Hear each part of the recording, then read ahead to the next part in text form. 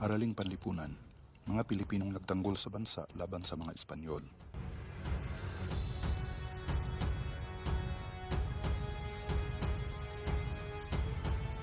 Lacandula. Nagkaroon ng kasunduan sina Lacandula at Legazpi na hindi magbabayad ng buwis ang mga angkan niya. Ngunit nang hindi ito tinupad ni Guido de Lavizares, gobernador general na pumalit kay Legazpi, nag-alsa si Lacandula at ang kanyang mga kaanak laban sa pamahalaang kolonyal noong 1574. Sa huli, ibinalik sa kanila ang kanilang karapatan. Magat Salamat. Nag-alsang muli si Magat Salamat, anak ni Lacandula, upang ipaglaban muli ang kalayaan sa mga Espanyol. Nagtatag siya ng lihim na samahan at hinikayat niya ang mga iba't ibang lider mula sa iba-ibang panig ng gitnang Luzon, Cuyo at Borneo. Ngunit natuklasan ng mga Espanyol ang lihim nilang samahan at sila ay dinakip at binitay.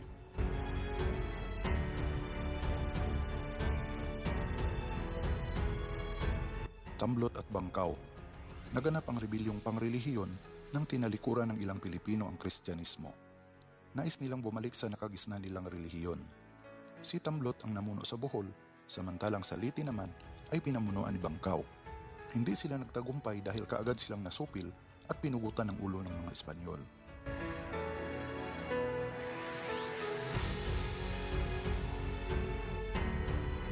Juan Sumoroy. Taong 1649, nang ipag-utos ng mga Espanyol na magpadala ng mga pulista na taga-Samar sa Cavite upang gumawa ng mga barko, ngunit ito ay tinutulan ng mga taga-Samar. Sa pamumuno ni Juan Ponce Sumoroy, lumaban sila sa mga Espanyol. Sinunog nila ang mga simbahan at namundok bilang rebelde. Nagwakas ang pag-aalsa nang mapatay si Sumoroy ng ilang kasamahan niyang nagtraidor sa kanilang simulain.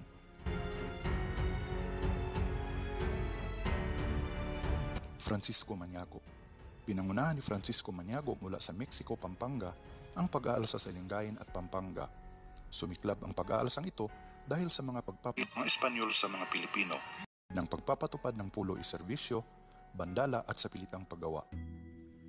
Nagkasundo ang grupo ni Maniago at mga Espanyol. Pinangakuan sila na tatanggap sila ng malaking halaga at hinayaan silang gumawa sa kanilang mga bukid.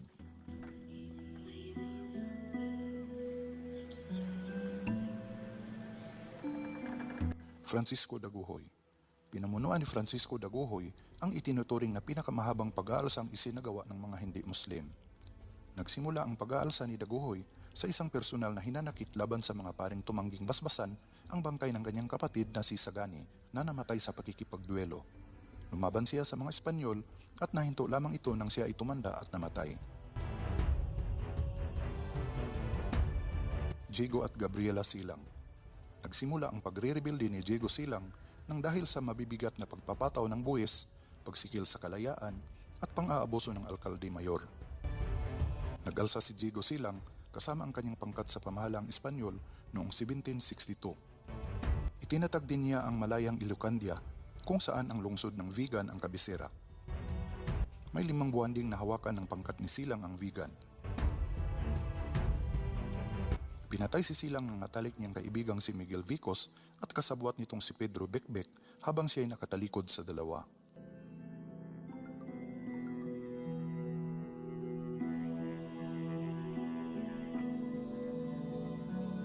Ipinagpatuloy ng asawa niyang si Gabriela Silang ang kanyang sinimulang pakikipaglaban. Tinagurian siyang Juan of Arc ng Ilocos dahil sa mga tagumpay na kanyang pinamunuan. Mismong mga Pilipino mula sa Pampanga rin ang mga kalaban ng pangkat ni Gabriela. Nagtapos lamang ang revolusyon pagkaraan ng 4 na buwan.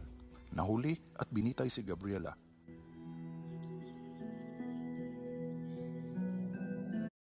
Pwede na kaya tong ibang brand? Tulong para sa tamang paglaki? Pediasure Plus, the pediatrician's most recommended for growth. Get brighter and smoother skin with new Nivea Extra Bright Body Lotion. With 40 times vitamin C, get brighter skin in as early as 2 weeks. Apolinario de la Cruz. Tinanggihan ng mga Dominikano si Apolinario de la Cruz sa pagnanais nitong maging pari dahil siya ay isang katutubo o Indio. Si de la Cruz ay kilala sa bansag na Hermanopoli na tubong Lukban, Quezon. Noong 1840, itinatag niya ang Cofradia de San Jose, isang samahang pangkapatiran na tumanggap ng mga kasaping maralita. Ang samahang ito ay hiwalay sa Katolisismo. Nahikayat ang marami sa kanyang samahan hanggang hiniling niya na ito'y kilalanin ng simbahan.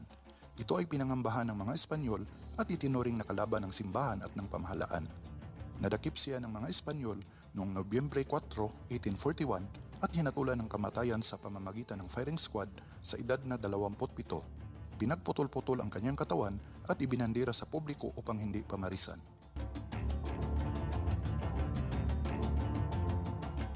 Pagpapahalaga sa pagtatanggol ng mga Pilipino laban sa kolonyalismong Espanyol. Una, kamalayan sa kasaysayan ng ating bansa. Mahalaga na malaman natin ang mga pangyayaring pagtatanggol noon laban sa pananakop ng mga Espanyol sa ating bansa dahil malaki ang kaugnayan nito sa kasalukuyang panahon, partikular sa aspeto ng kultura, paniniwala o relihiyon, ekonomiya at politika. Ikalawa, tingalain bilang huwarang Pilipino. Ang mga unang Pilipinong nagtanggol sa bansa ay itinuturing na bayani ng ating bansa dahil sa kanilang naiambag sa pagkamit ng kalayaan ng Pilipinas. Isa puso ang mga kabayanihang ginawa nila sa ating bansa. Ikatatlo, pagsusulong ng karapatan. Ang bawat Pilipino ay may kakayahang ipaglaban ang karapatan at kalayaan sa tamang paraan. Hindi lamang sa dahas nakukuha ang ating ipinaglalaban. Bukas na ang puso't isipan ng mga Pilipino na mas epektibo ang iba't ibang paraan sa pagsusulong ng karapatan. Tandaan lamang na sa pagtatanggol sa bawat karapatan ay laging may kaakibat na responsibilidad. Isa-isip.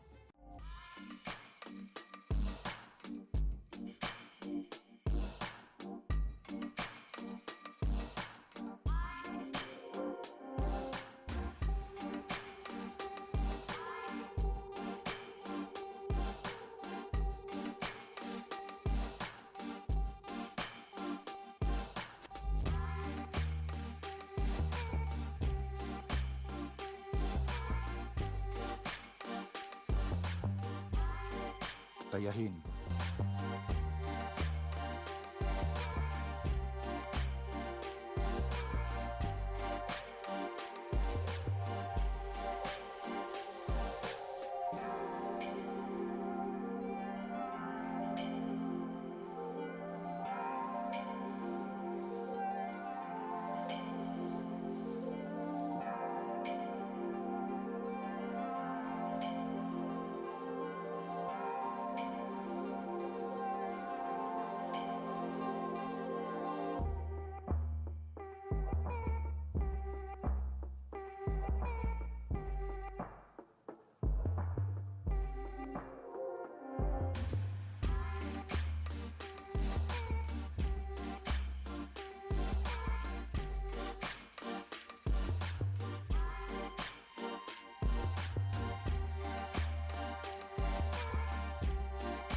Karagdagang gawain.